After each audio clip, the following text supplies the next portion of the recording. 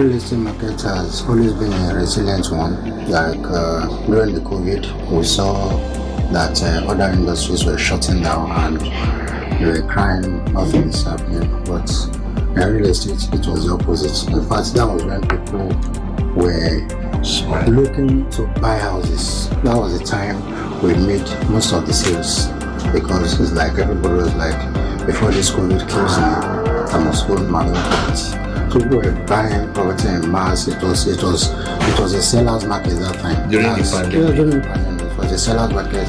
If you are not paying 100 million, I'm not selling. And people were, paying for this property. So it has shown that the real estate sector is very resilient. So in 2022, we are looking at that resilience and appreciation to continue. There's going to be a lot of developments if you look at all around, even though the cost of building materials are on the rise. So also the number of construction is also increasing, because home is basic amenity. We can't do without staying in the home. So 2022, we are going to see a lot of increase in construction, both in the commercial and residential real estate, and it's going to be interesting.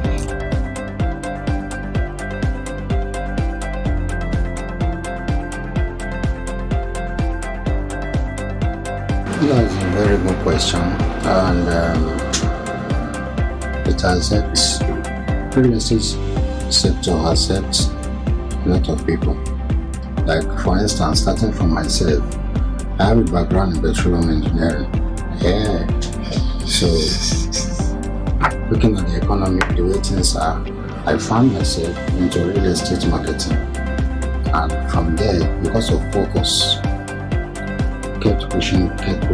Now we're into development. Why? Because we saw a gap in the housing deficits. We would like to fill. So we came into the sector, and by that doing, we brought in people to work with us.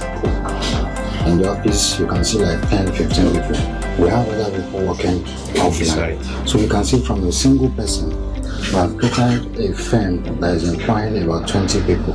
And these are people office.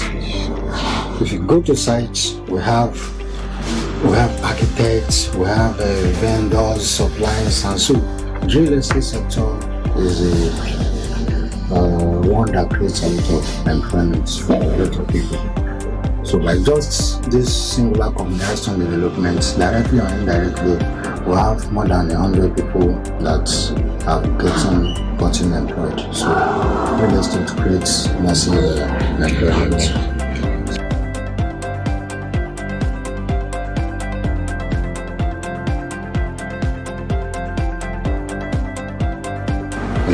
When we started as real estate, in fact, when I started as a real estate marketer, I always feel that there is no land in Lagos. That's not like a lie.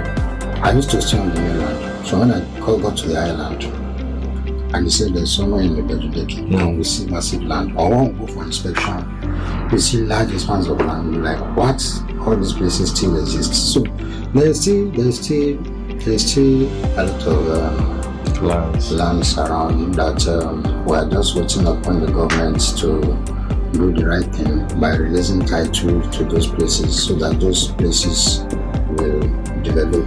And in the next 20 years, we will still be building horizontally. High-rise building. Horizontally. Maybe in 20, 25, 30 years, that's when we'll start doing vertical. Yes, vertical.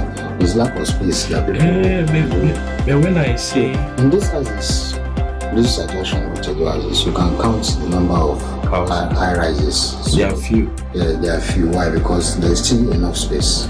Because in Lagos, the only remaining area for development in massive is the Ekpe. That's the new Lagos. Yes. In the next 15 years, the place will become saturated. When that place will be saturated, then people move to Ijebu-Ode. No, we'll start dredging the ocean. We'll start dredging the ocean.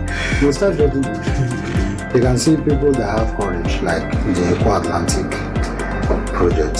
You can see, so let's see a lot of space. Graduation, circulation. This way. Thank you very much, sir. Thank you so much.